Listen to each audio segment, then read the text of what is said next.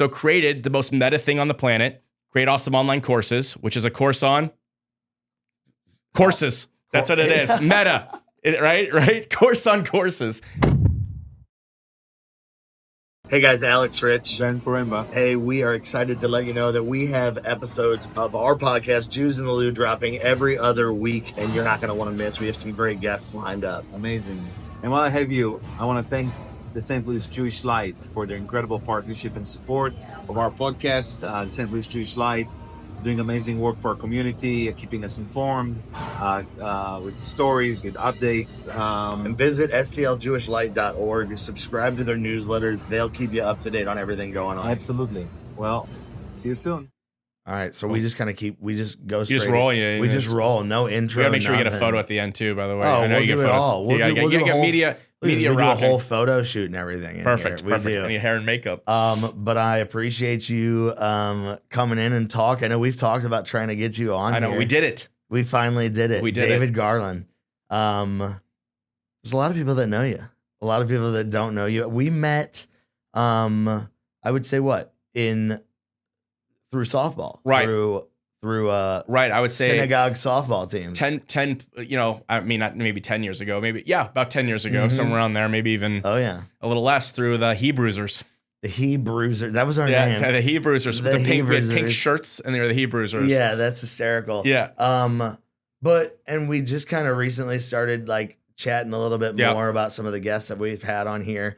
But you've got, and I cut you off before the cameras started Yeah. rolling because I wanted to hear this firsthand. But we talked about how we do this podcast like through YouTube, and obviously people can listen to it through other platforms.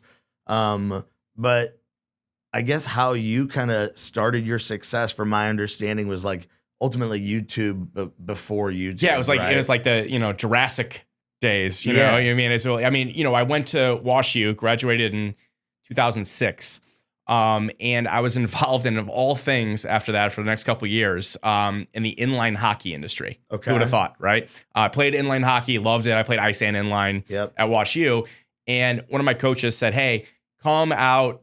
We got this little kind of grassroots professional league that's coming to St. Louis. Can you help out with it?" Right. And I said, sure, I love it. I was still kind of figuring out what I was doing. You know what I mean? I knew I wanted to do something different. I don't know how to, what'd you go to college for? Did you like have a plan when you went to school? No, so I went to Wash U, which I loved, and absolutely love Wash U, adored Wash U. And I went to college more in an exploratory mode. You know, Okay. like my wife is the opposite. She went to 6-year medical school at UMKC. Right. She knew at 17, this is what I want to do. Right. Me, no clue. Sometimes I am No jealous clue. of those people. Yeah. Because it's like, it's kind of just a more direct, here, it's black and white. Right. Like, I feel like you and me are just kind of gray area. It's like, I still don't know what I want to do. Yeah, I mean, listen, I always joke, if you like look at my Instagram profile, it's like wear many, many, many hats. Do you know what I mean? And that started back then. I mean, so when I went to college, it was really kind of exploratory. Sure. To see what was I interested in, kind of where the wind took me a little bit. You know what I mean? I took some business classes. I took some entrepreneurship classes. I took liberal arts classes. I took everything from women's studies to marketing 101, right? To kind of figure it out. And afterwards, I just, I was fascinated. I took a summer program 1 year in LA, 1 year in New York. And it was fascinating because I met a lot of college students that were very ambitious, looking at alternative career paths, not just getting a job. They were building businesses or writing books or doing crazy stuff to me at the time, right? Yeah, right. And that started to spark me like, wait a minute, I don't have to be in, like, maybe for me, like in a corporate office typing or in a cubicle or whatever it is, or Totally. whatever it might be. I want to be more flexible and find something, right? So it started in inline hockey. And that led to, of all things, this is so strange, a radio show. Okay. Right? Now, how that worked, right, was pretty simple. We were trying to promote the league. I was getting sponsorships for the league. Actually, did this like what you. But your job hired on like with the league. What was the like? I was basically, realized they had no money. Right, we're just trying to figure out how to even make money, right? And I was like, I think I can make some money. Why don't you stick me in the marketing role? I felt like I was kind of a natural marketer. Promoter. And I was like, put me in that role. Right. Yeah. They're like, great. Here's your good luck. If you can figure out a way to make money, that's great. And if you don't, so be it. Right. Right. So I was like, well, I want to make money. I want to get out there and make money. I don't want to be living at like my parents' basement or something weird, right? I want to get at it. So day one, I hit the ground running, no experience, no idea what I was doing. I mean, no clue. Right. Knocking on doors like you wouldn't believe for sponsorships, advertising, anything. I mean, you know, got kicked out of a million places. For professional inline hockey. Correct. And we ended up landing a bunch of good ones. We ended up getting Anheuser-Busch. We had Pepsi. We had On the Run. We had a lot of different ones that we got to it. And that's kind of got my little taste. Sure. Right. Then 1380. Do you remember that team 1380 back in the day? It was an old school radio station. Old school sports radio station. ESPN before ESPN. Correct. That's exactly what it was. They saw something about our league, called me up and said, listen, we've got some extra radio time on Sundays. I think it was like 12 to 1 or something like that. Do you want to do a show that could promote the league? And you would buy the airtime for very inexpensively, relatively. You know, I mean, we're talking hundreds of dollars, not anything crazy. And we run ads, but you can bring your sponsors to the show, like do like live reads of sponsors. And I'm like, this would be great. Now I can upcharge, you know, or look for something that has a lot of value, right? So I was like, heck yeah, I'm doing it. No idea what I'm doing. Right. Like this microphone, I'd probably spit on it and accidentally ate it on the first one, right? Like I remember I was so nervous for the first show. I sat down, we're live. You know, live on the radio. It's kind of intimidating, like big studio. You're sitting there, and I remember I typed out every word. I was like, hello, everyone. My name is David Siteman Garland, and welcome, you know. And so I did a show called Get in Line, which is about inline hockey, right? And that was my first experience being a content creator. Okay. And I really liked it right away. You know, we didn't even have callers at first. My cousin Jim would call. Yeah. Shout out to cousin Jimmy. He would call in and be like, hello, yes, I'm, you know, and ask a question or something like that. Right. But we had a blast with it, and people started listening to it. And I used to hear people say, hey, you know, either people that followed the league or just random people, right? That just like, hey, you have that show. And I was like, this is kind of interesting, right? So we took that exact model to, of all things, television. I realized with the league with inline hockey, I wanted to do something bigger, better, and my own. Right. So I said, all right, we're going to start a TV show using that exact same model. Right. So I ended up meeting a lady who's amazing named Bonnie Burns. Shout out to her back in the day. She was connected with some TV stations. Right. And we basically had the same model to go on after George Stephanopoulos, you know what I mean, on ABC on Sunday mornings locally, with the same idea that you could essentially buy airtime, sell sponsorships, create a show. Right. But the show topic was not inline hockey. It was business and entrepreneurship. Okay. Because that's where I started getting that bug. Yeah. You know, I started thinking, okay, who are people that have cool careers like authors and business owners and things like that? So I started doing that show by interviewing kind of the local entrepreneurial celebrities here in St. Louis, that, you know, Maxine Clark of Build-A-Bear, Dave Stewart, Worldwide Technology, you know what I mean? And that was a great experience, knocking down doors, trying to get people on. And we produced a show. It's called The Rise to the Top, right? And it would air every Sunday. And again, no clue what I was really doing. Like just trying to, we had to figure out how to produce it, how to get it on the air, all these different things. But we started to realize the TV was great, but we were starting to get a lot of traction online. Right? Because we started we'd post the videos online. Right. I don't even think it was YouTube. It was just like a video player, you know, on our website. I mean, OG here, right? And then I thought to myself, we kind of interviewed the people we wanted to in St. Louis. So I was thinking, where else can we go? Well, we went around a couple different places, and that was fun, but also a pain in the butt. Right? Going to California, went to New York, like New York film, Gary Vaynerchuk was one of my favorites. Of course, he's the man. Yeah, interviewed a variety of different people. And, you know, I thought to myself, well, you know, if a lot of this audience is online, is there a way that we could shoot these interviews when I'm in my pajamas at home? Now, that was novel. I mean, people are going to laugh when they see this, right? It was, though, for sure. Because this is 2008. 2008 at this point. Yeah, 2008, early 2009. And so it wasn't so simple as it was. So meaning I had this idea. I was like, okay, what if I just sat there and I could get people online? And the only thing we could come up with at the time, because there was no tools to do this, was Skype. Remember old school Skype? Oh, yeah. So we would have like the most complicated setup you've ever seen. I was there. We had cameras. I did this interview with this guy named Peter Shankman, who had this great company, okay? The first interview I did online. With Peter Shankman? Yeah. Yeah. Peter, he's in New York. He's a guy who, different than what you're thinking. He's in New York. He started this really cool company called Help a Reporter Out. It was a really interesting PR company. Okay. So he was my very first Skype interview. It was an amazing interview, and I completely messed it up. We only got me. So imagine this. You have a 45-minute interview. So bad. And so I sat there. You have I don't record these. You have a 45-minute interview, and I'm like, boy, that went amazing, right? And then we go to the video. It's just me. And I'm like, oh no, because I was trying. There was some audio stuff online at the time. Yeah. There wasn't a lot of video podcasts at the time. We called them web shows. Yep. Right. It wasn't even. These were the early days of this stuff, right? So I told Peter, and he was totally cool, and we did it again. You know what I mean? But and then we kind of learned from there and evolved, right? So my business at that time, and this is for a long time, was interviewing entrepreneurs. Sure. It was the business model was funded by sponsorships and advertising. At the time, our biggest one was Citrix, like GoToMeeting, GoToWebinar, stuff like that. And I ended up doing 5 days a week of the show. And I did it for years and years and years. I think we ended up with somewhere around 650 or 700 episodes. Wow. Of doing these interviews with just all kinds of unique entrepreneurs. And that's kind of where I got my start of my first of many, many, many hats. Yeah, dude. I had always kind of heard that, like, it was always described to me as, well, you're like the video, like the how-to video king. So what, you would like then start kind of coaching people on like how to start this business. What are the steps to do this? Yeah. So it's funny how it evolved, right? So I was a fully sponsorship model, right? And I was seen as a host. That's what I was. Host with sponsors, right? And I used to go around because I used to do a little bit of speaking. Some people would ask me to come in or do a live interview and stuff. And people started saying, well, what do you sell? Or what are your products? And I'm like, well, I have a show and I've got sponsors. You know what I mean? And we're doing pretty well. We're getting 100,000, views plus per week at the time, which was huge, at that time.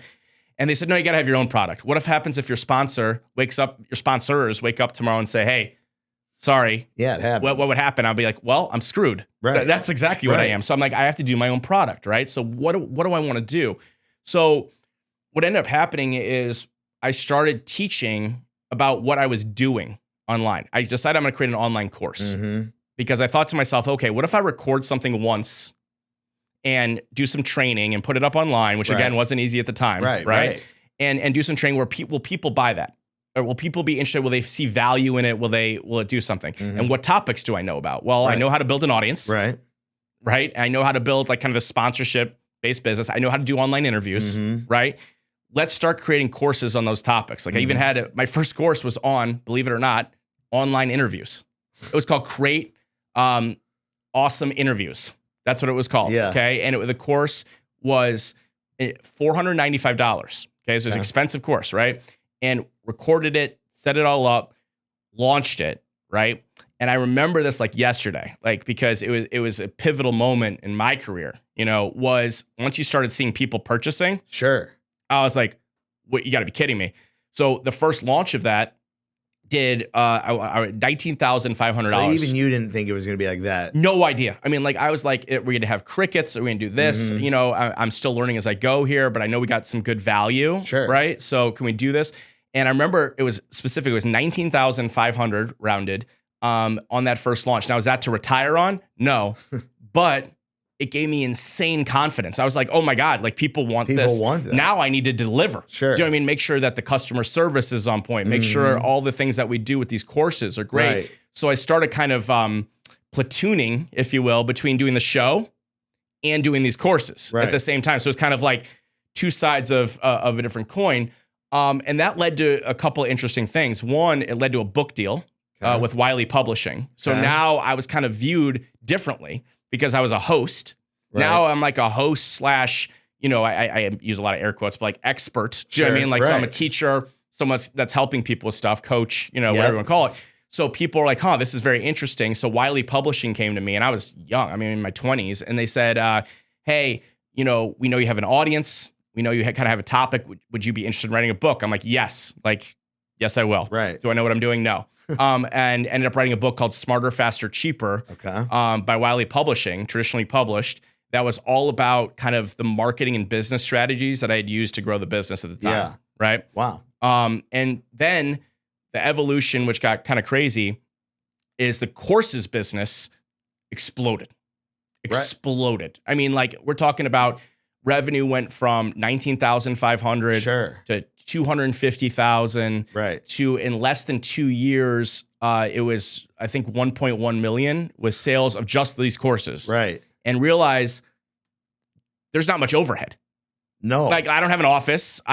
This is all digital products. Yeah. Do you know what I mean? Like, this is not, I love businesses. You're the employee. Right. I love businesses where you get to keep what you earn a lot of times, you know, or a lot of it. You know what I mean? Obviously there's expenses and things like that, but you know, so it was always profitable, which also kept me going, right? And then the coolest thing about doing courses, especially back then, was you get to see what people get results. Sure. You'd start to hear from students, hey, I built this audience, or I started doing you interviews. Probably way more. I mean, yeah, like even today where we're at, like the amount of courses that are available out there online, like the things that have been developed, but like now I feel like now there's less of a direct line of communication. Like you're talking about, like you would hear directly from people that took the course and would let you know, like their story, where you were like directly communicating with them. Where like now I feel like that would be, I think those things were much larger scale at times. Right. Where you look at some of the big, I guess, business coaches out there now, and it's like,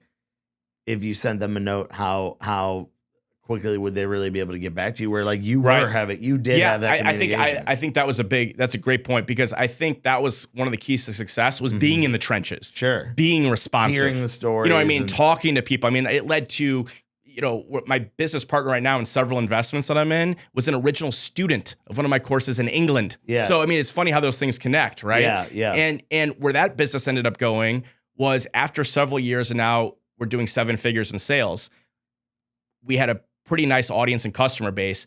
It was just listening at that point. What do they want next, right? And what they went next was something very meta, very, very meta, which was they wanted to learn how to create their own course. Sure. Right? So people were like, hey, I'm a dog trainer. I'm a salsa dancer. It was like instructor. How to become an influencer. Well, yeah. Well, it was how do you take your expertise, whatever you are, it's for coaches and people like that have stuff like that, and turn it into an online course so you can make money when you're not just teaching at a studio or one-on-one with someone, right? So it kind of scales to a certain degree, right? So created the most meta thing on the planet, create awesome online courses, which is a course on courses. That's what it is. Meta, right? Course on courses.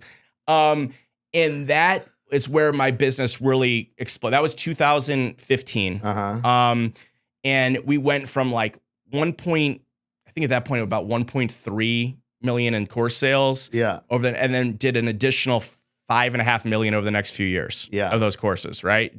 Basically that course, like other courses as well. Sure. But we became known as the course people. Like I was the course guy. I taught courses. That's what I did. You know, after 700 plus episodes of the show, I shifted more into that because it just needed my time and attention. And that's, you know, when things started really taking off. And actually since then that business is sold. So it's a whole wild story in itself, you know? Yeah. And you've done, I mean, like you said, you've started many different businesses.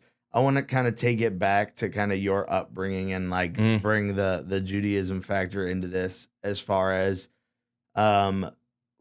when you were raised Jewish. Yep. Did you feel like your background and the things that you had to go through as a child, or do you think anything stuck out to you as reasons of why you were able to motivate yourself and like find your own success? Because something we talk about on this a lot is how as Jews we've kind of always had to you look out for others, but you also have to look out for yourself a lot, because you are your own champion. Nobody's gonna be out there typically helping you overcome the obstacles of what's naturally thrown at Jews throughout life. Right. But do you feel like there's things at your childhood that kind of stick out? Yeah, I mean, because, you know, I grew up Reformed, right? And, you know, and it's funny that Judaism now is an even much bigger part of my life than even when it was as a kid, right? You know, I was Jewish, did all the holidays, obviously it was clear. I think one thing that maybe helped me out a little bit with that was that I was often in environments where I was the only Jewish person. We talk about this a lot. Yeah. I was often in environments like that. So like, for example, like hockey, like back then, some of the hockey teams I played on, it's different now. Do you know what I mean? But like hockey then, other things that I did, some schools. The Jews weren't playing roller hockey. No, there wasn't, we didn't have a lot of Steins and ughs out there. We couldn't use my Yiddish, you know what I mean, on there. So you kind of learn that, something that I kind of learned at a young age is that a lot of people that are not Jewish, as we know, a lot of times can be misinformed or just not know what's going on or not understanding it. And I early on, I felt like I kind of took those questions on. Do you know what I mean? Like, because I feel like some people don't know a Jewish person or didn't know they knew a Jewish person. Totally. Right? And so that became even a young age. I mean, where people were like, so what's this like overpass thing? I'm like, Passover? Yeah. You know what I mean? Yeah, Passover. I can tell you a little bit about it. You know what I mean? And it was interesting, not that I was an educator of any means, but I feel like that was something that became more part of my identity as I was growing up, Sure. Is it something that you talked about, like becoming more religious now than you even were? Was there something that factored into that? 100%. So post-college days, my biggest connection to Judaism before marriage and children, right, were through like Jewish sports. Mm-hmm. The Hebrews. You know what I mean? We played the tournament doesn't exist anymore, which is a shame. They had the International Men's Jewish Softball tournament, which was awesome, playing for St. Louis and that. So my connection with like Jewish guys, and you were like the softball king too, dude. I mean, I don't know about that, but like still, I mean, you're still playing now. I've retired now, and maybe I'll get back into it at some point. You were the king. I did. I did a lot of softball things.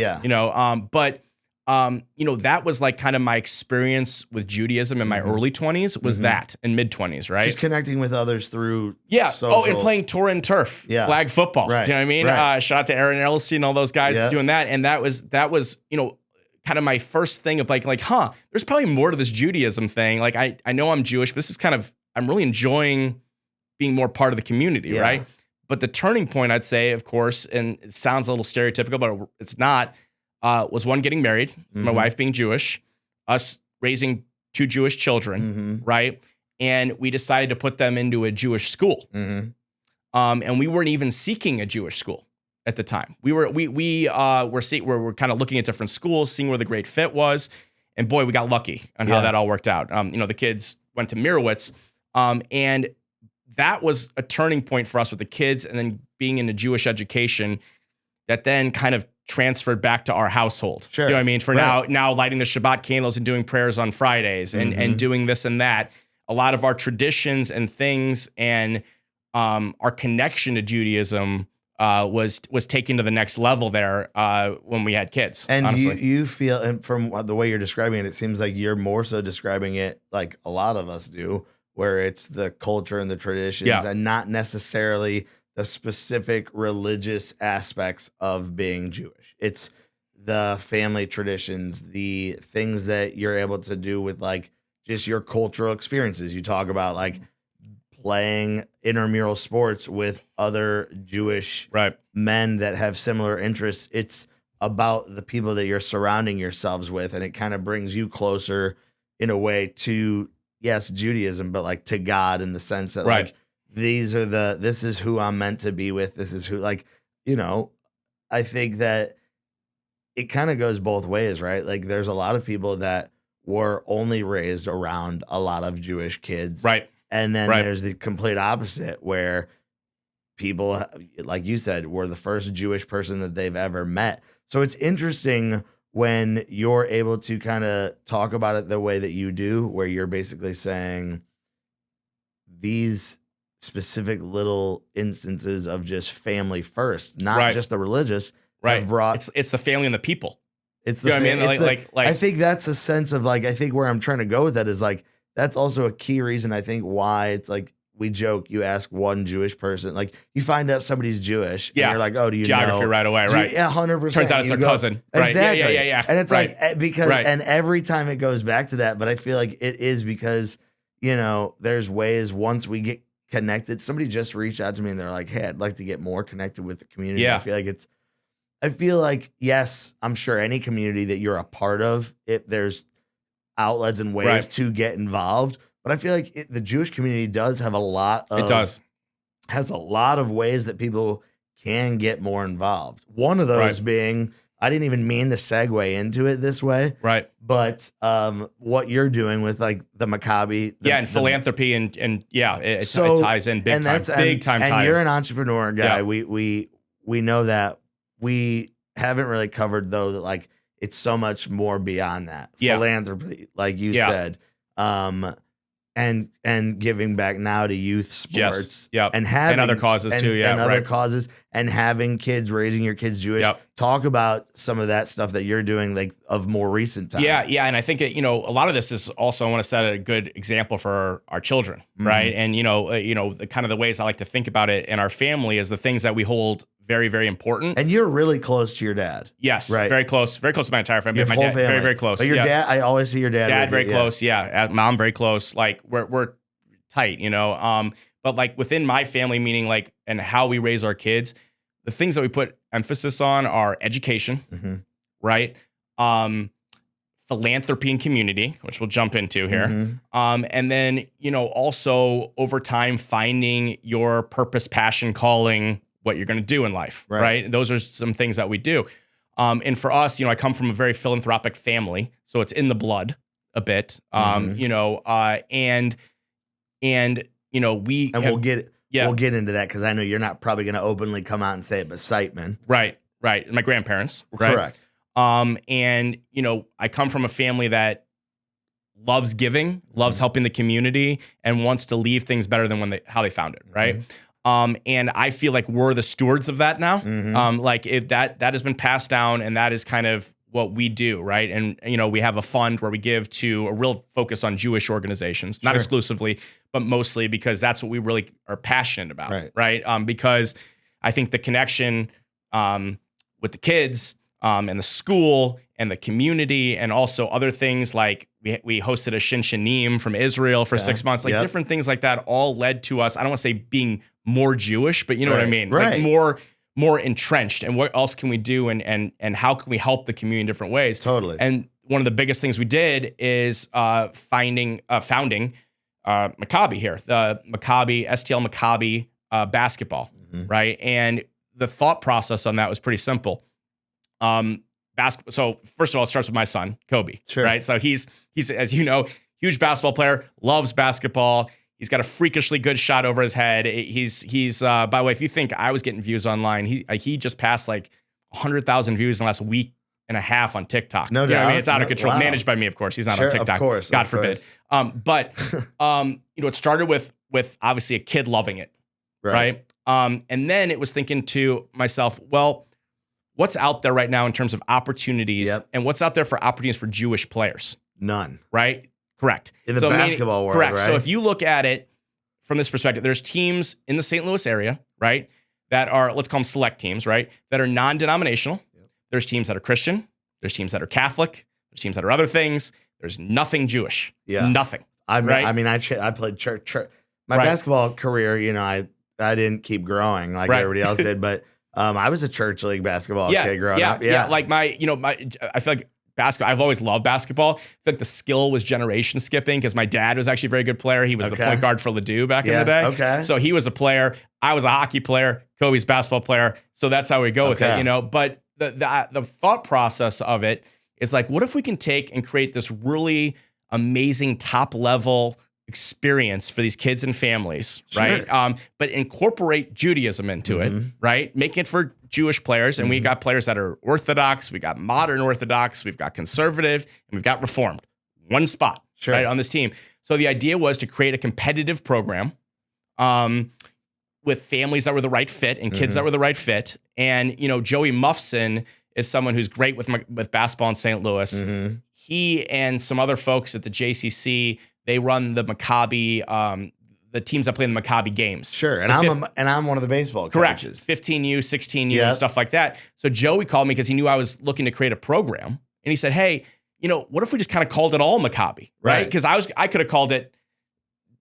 Here comes the biggest pun you're ever going to hear, right? I was going to call it Stars of David or something, but of course, but not really." But something like that, and he said, "Well, let's just use this the matzah ball." Yeah, what if we? Yeah, right. Hebrews part 2, right?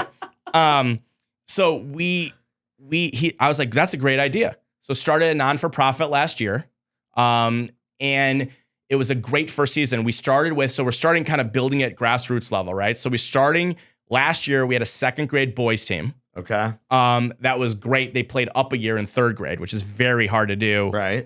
Especially, when you're younger, the age differential is bigger. There's a big difference between a 7 and 8-year-old versus say like a, 18 and 19-year-old or something like that, right? It gets smaller as you get bigger. So we had a very successful program last year. And it wasn't just about the basketball. There was a lot of basketball, and we do a lot of training, and we have a lot of games. We do a lot of things, but we also had social events. We all went to the SLU game, met Coach Schertz. Yep. We did different things throughout the season to do that. And, it was just very exciting. And I really enjoyed it. I've coached my kids since they were very little. So I've had a lot of experience with youth sports. I love sports. I love coaching kids because I know that a bad coach can turn people off forever. It does. Especially at that age, right? I think a bad coach and a bad parent. Yes. Because, bad combo. Yeah, parents that are kind of overly pushy towards like certain sports, which I was a baseball player and you saw happen a lot with like, honestly, some of the best players got burned out and ended up just kind of saying, screw this. Right. Like, because they weren't feeling it. But you're going deeper than just the sport. Like you're bringing in the connection with friends and all those aspects. Yeah, because another thing that we're doing, and especially this year. So this year we're going to have, we're having our tryouts in late August for our 9 and under team. So 9 and under as of August 1st. So it'll be kind of a 3rd grade with some 4th grade 9U team this year, right? And what we're doing is we're also representing our community out there, right? Remember that my story I told you earlier about being the only Jewish kid at hockey, or when I ran the Siteman softball team, slow pitch team, I think there was 1.5 Jews in the entire league, right? Do you know what I'm saying? So I've been in that situation before, and I was like, listen, we're putting these guys out there, especially next year. We're going to be playing all over the city. Yeah, and you're playing like you said, you are the only all Jewish teams. So like, you're playing teams that are from like all different AAU leagues, private leagues. It doesn't matter. Like feeder teams for schools like Vashon. You know what I mean? Right. We're going to play them all. And it's about these kids loving the game and also achieving. I'm always a big thing that you can participate or you can achieve, right? Do you want to participate or do you want to achieve? And these are the types of kids that we look for that are the ones that the parents are trying to grab them in for dinner because they won't stop shooting and dribbling on the hoop. You know what I mean? Like they love the game and they want to take it to the next level. Yeah. And something, you were at this and he was a previous guest on the show, Bruce Pearl, right? I think something very poignant he said at the Jewish men's event was he talked about how he coached Division II and taught, basically approached it like it was Division I. Right. So the kids were treated like Division I players. We have that similar approach where we almost treat the kids, like high school players to a certain degree. We do media nights, we do special training with technology at Shoot 360. Yeah, highlight reels. We do a lot of media stuff like that. So we're really making it more of a professional like that. Experience. I like that. Yeah, that's fun because I think it gives kids the perspective of like it's more than just what goes on the court. Right. Like, and I know it may sound like a little cliche, but it's like, it also kind of shows you're being judged for like you as a person off of the court. Right. Like you're teaching them like, be good stewards of the community, like off of the court when you're not just here doing this, when you're like maybe out in the community, like you put a camera in front of them and have a little fun with it. It's like, you're almost teaching them that it's bigger than just themselves. Right. And also, I think we're fighting stereotypes a bit. You know what I mean? There's those old stereotypes. We know they're not true, right? As you continue to see more and more Jewish athletes in the professional ranks. Basketball, great example. Last year we had 2 in the first round, right to Brooklyn, right? I like breaking down that stereotype that Jews aren't good athletes or Jewish people are not good athletes. I like that we're going to be be and we're also hard to play against. Do you know what I mean? Like we want to be tough to play against, and then we'll shake your hand, look you in the eye, and tell you a good game and be respectful. Always be respectful. I said to the Babbitts brothers when they were on here, I said, you guys were top notch, like intramural players. Like you knew, like they were gonna go out and give it your all. Like you're that guy. You're gonna go out and give it your all. Like we're gonna represent. Those are the people I think of in my mind when I'm like Jewish athletes. Like maybe the general public looks at it one way, but man, these guys are like right. They and they're gonna always be respectful to the referees, the other team. But hey, they're gonna play hard. We don't want to be a team that's like super fun to play against. Do you know what I mean? Like we're a team we're like oh god, these guys are gonna be all over us. Like they know what they're doing. They're aggressive. Like all the things that you want to see from a team. Sure. And also, by the way, where else can you make like endless Jewish jokes at practice and everybody gets it? Do you know what I mean? Like, you know, someone throws the ball to nobody. Or like someone throws the ball to nobody. We're like, well, you were looking for Elijah there. You missed. It's all right. It happens. Do you know what I mean? Like, you know, you got a whole subculture there. Mm-hmm. And also I really liked how we brought together families from a variety of different Jewish backgrounds in St. Louis, right? Because like I said before, we had Orthodox, modern Orthodox. We've got, we got guys with kippahs. We've got no kippahs. We got tzitzi. We got no tzitzi. We've got conservative. We got reform. All these great families from a variety of schools. The Mirowitzes, the Torah Preps. But people are going to come out and compete. Like these aren't like, you're not like, this isn't like, yes, the foundation behind it is a charity, but it's like you are going to go out and compete. Like you're going to be a competitive team. Yeah, and I think, so let me preface this too. I believe, and I know you believe this too, every kid should be able to play every sport if they want to. You know what I mean? I'm not saying every sport at the same time, but like regardless of skill level and like commitment, there should always be an opportunity for kids to play whatever it is, right? So like meaning if it's basketball, you know, there's recreational teams like at the J or in other places, elementary school teams, 100%. Right? Like those are teams that anyone can play on, right? This is not a team anyone can play on, right? And their course is basketball for everyone. We want that, right? But it's important people to know this. This is kind of the people that want to take it to the next level. And some people are like, well, you know, the kids are, you know, what do you talk about? They're only 9 years old, you know what I mean, and under. I mean, these are upcoming third graders and fourth graders. Well, you know, sports has changed a lot, you know what I mean? And it also depends, again, you're really selecting families as much as you're selecting kids. Do you know what I mean? And like last year, we just had the best committed families. Doesn't mean that they can't take trips and we do stuff like that. But like, I was joking. It was the first year maybe ever I've coached sports where any parent name that came up on my phone, I would not have a heart attack. Do you know what I mean? Like, you know how there's always that parent, you're like, oh no, not that. It's going to be like, you know, it's going to be a novel or it's going to be a problem. Or it's gonna be that. There was not one parent, not one last year where I was concerned if they sent me something like I was like, oh God, I don't even want to read this right now. Do you know what I mean? And that comes with finding the right people in the community. You know what I mean? And I'm sure there's going to be people that watch Jews in the Lou that maybe have, you know, an 8-year-old boy in third grade or a younger boy in fourth grade and they're thinking, I didn't even know about this. Right. This is cool. I want to check this out and do it. And the other thing we do with it is that tryouts are free. And why it's a non-for-profit, which I fund, and we also have the Siteman Cancer Center helping out, and we have some partnerships with Mirowitz and Shoot 360 and the J. We want to make this where the cost is not a problem. Right. Like we're giving the kids this year are going to play a lot of games, 30 plus games, tournaments, a lot, practices spread out over from September to end of February. Right. They also do monthly trainings.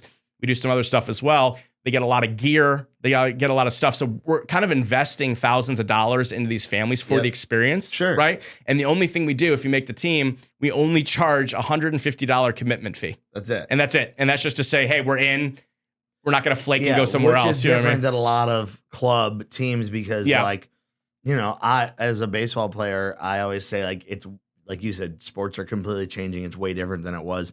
Like, I used to pay $175 a summer and play Legion ball. Right. And now it has changed. $175 a weekend. Yeah. Well, at least. I mean, you know what I mean? Right. It's like now it's kind of there's the quality of players still is obviously a huge part of it, but it's a pay to play program now at times where it's like, now everybody just says like, oh, I play for a club team. Well, is it club or is it select? Right. Because like, if it's just club, then it's like you pay to play. You can pay and you be on the team. Like select, they're being obviously a little bit more selective about it. But yeah, I mean, I think that's an interesting opportunity because like if you are skilled enough to make that team and be able to do that, then you should then be rewarded and not have to pay outrageous amounts of money to showcase your skills. We didn't want that to be a barrier, right? And that's a barrier for a lot of things. I mean, you look around, a lot of basketball programs that offer anything even close to this, anything even close. Minimum I saw was $500 a month. Yeah. A month. Yeah. Okay. For that, we're charging $150 commitment fee. And that the reason I wanted to do that, I did not want the situation where you've got a great kid with a great family that wants to play and it's a financial burden. Yeah, we do not want that. People do get, right. People a lot of the time I'm sure won't speak up about things right, like and, that. right. And the thing is, so we wanted to eliminate that. That's why we made it a non-for-profit. That's why I fund it along, we have my family fund that Marcy and I started. For philanthropy, we fund it along with the Siteman to make it that experience for the kids. And so, and again, we look for kids that are coachable. We're not expecting 360 windmill dunks at third grade tryouts. Do you know what I mean? Like we look for kids that have a great attitude, coachable, great families. And it's just been, it's been fun. I mean, like that's what I really love is flexibility to work on things like this. And it's just like, hopefully it makes a good impact in the community and continues to grow. It's been a lot of fun for sure.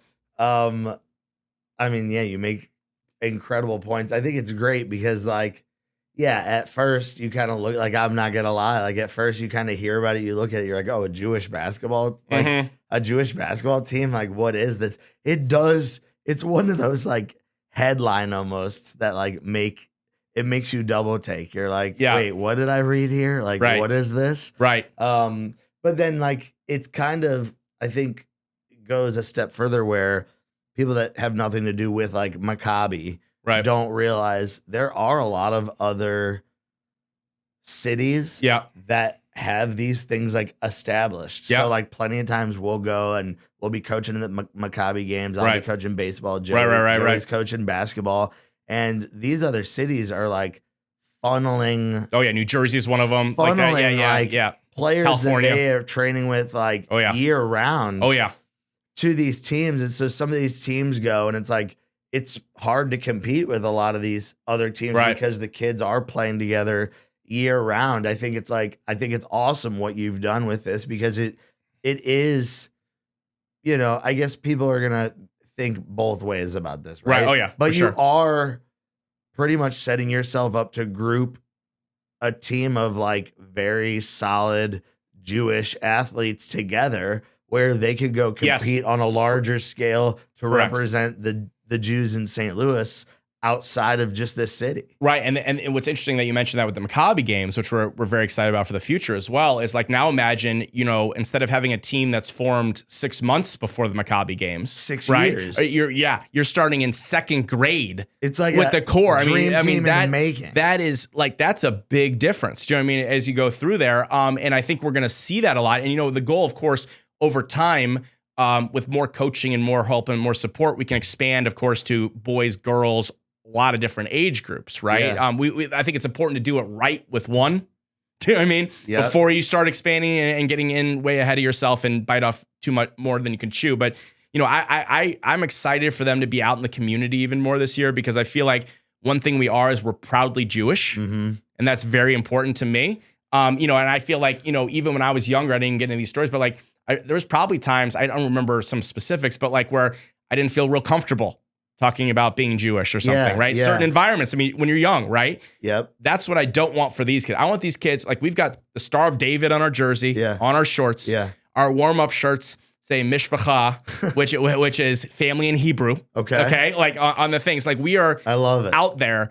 And, and I appreciate all the families for that as well. I mean, but that's going to be something where it's hey, we're going to be visible in the St. Louis community. I'm glad that you say that because that is something we talk about a lot when we do these conversations is not being afraid to speak out about who we are, who you are as a Jewish person. You clearly have pride because you come on a show called Jews in the Lou, right? Right. You would be surprised how many times.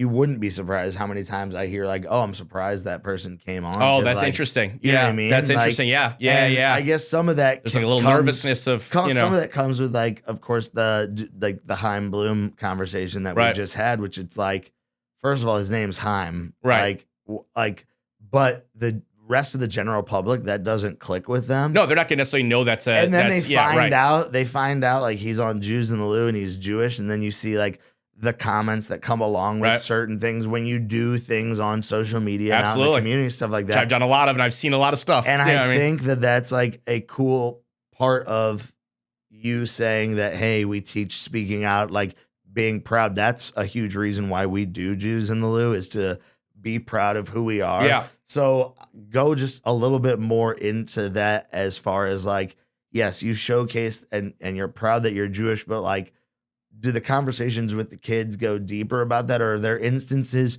where you've been in situations on the court or off the court around the kids where you've had to kind of, other than what's going on all over the world all the time, but like with opponents being the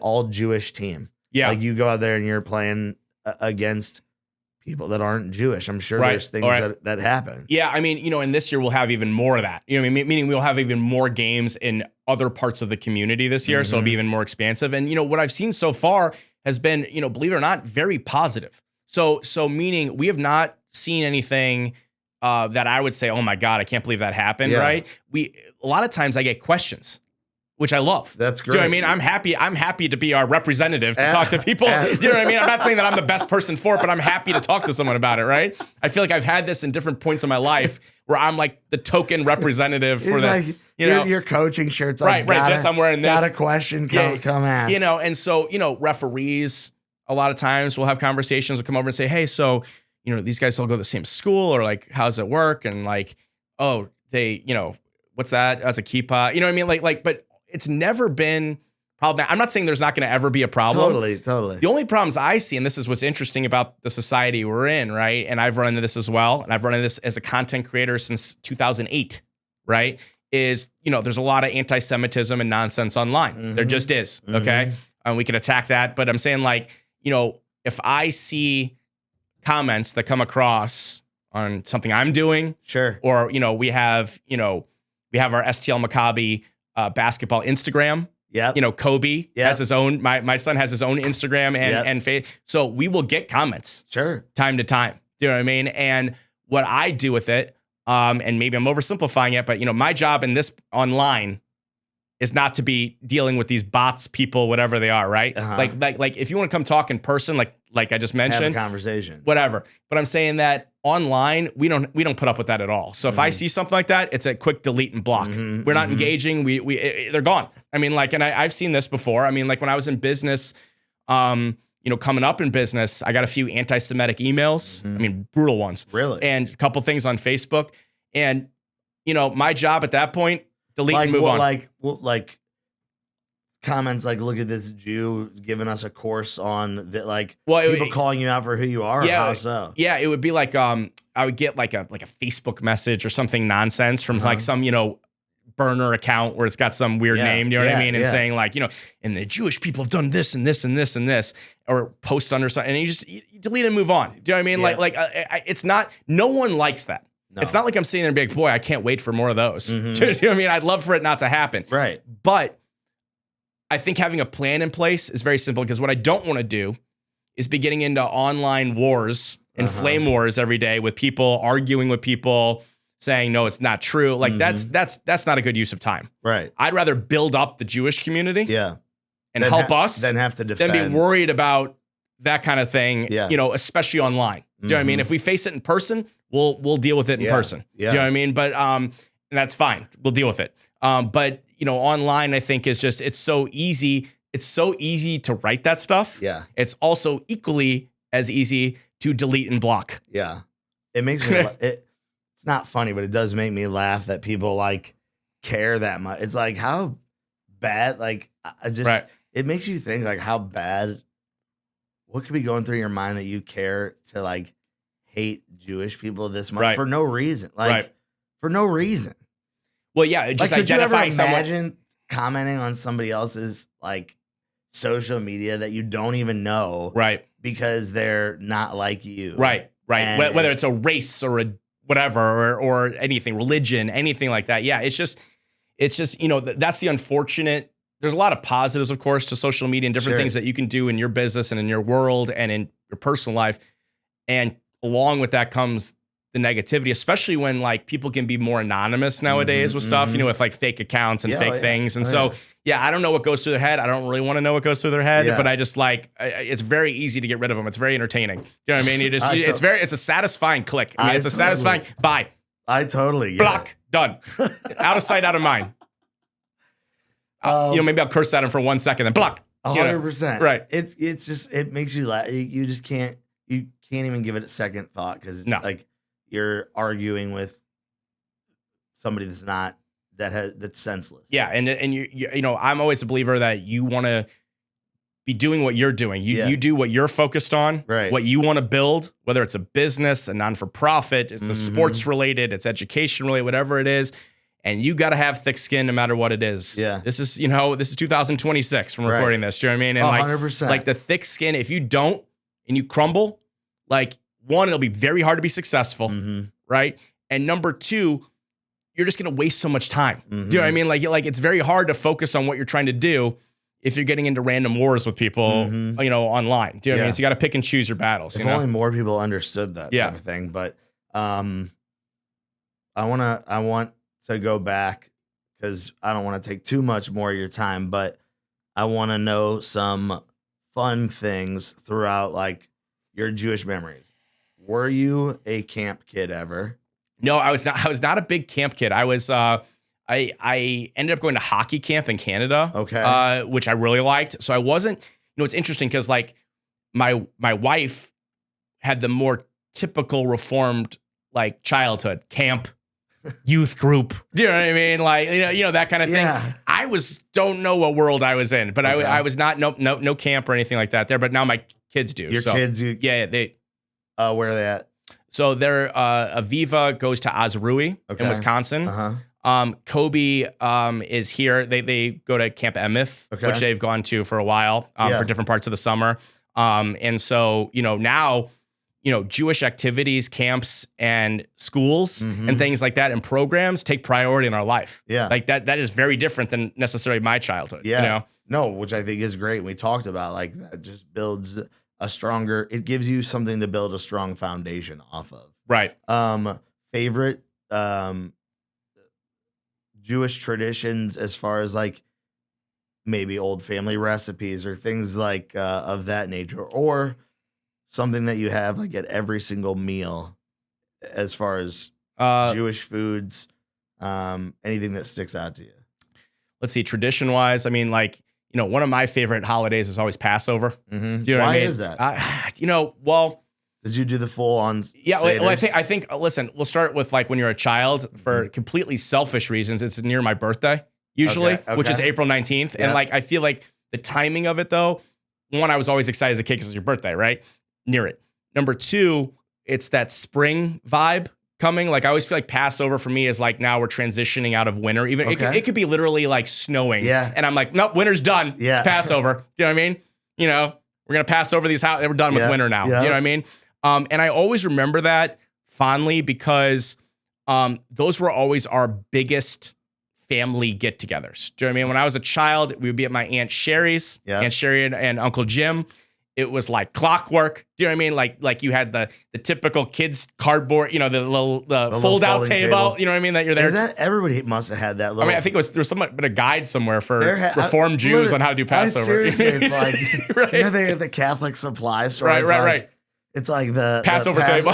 Passover kids table special, right? You can't have it we can't be at this table. Is it called a Passover kids table? Bring it in. I think Costco literally needs to come out with something you got to make sure that the legs don't quite work. like it moves a little bit, right? You would always you would always you didn't want to be at the age where you had to help close the legs on the table was the worst. Not good because people at that table are like 3 to 17. Do you know what I mean? Like the widest range of you've ever seen 3 to 17.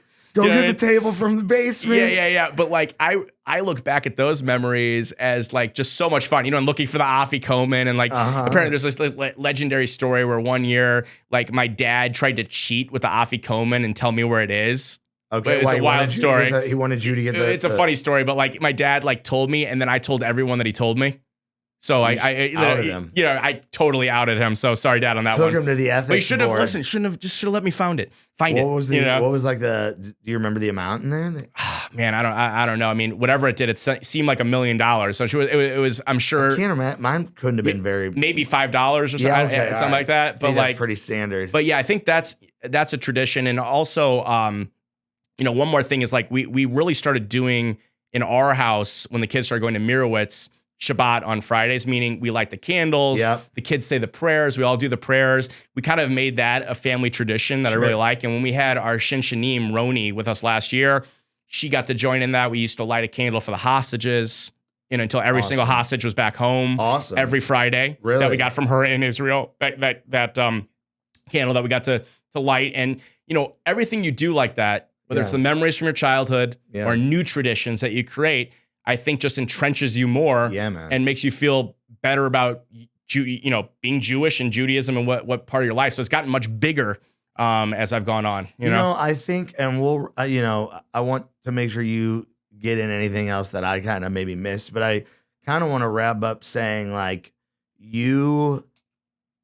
a big reason I wanted to have you here and have this conversation is because, you know, Michael Steinberg is obviously he's a huge supporter of everything Jewish in the community. Absolutely, the biggest philanthropic person that you could think of, and is a supporter of this podcast as well to make this possible, conversations like this happen.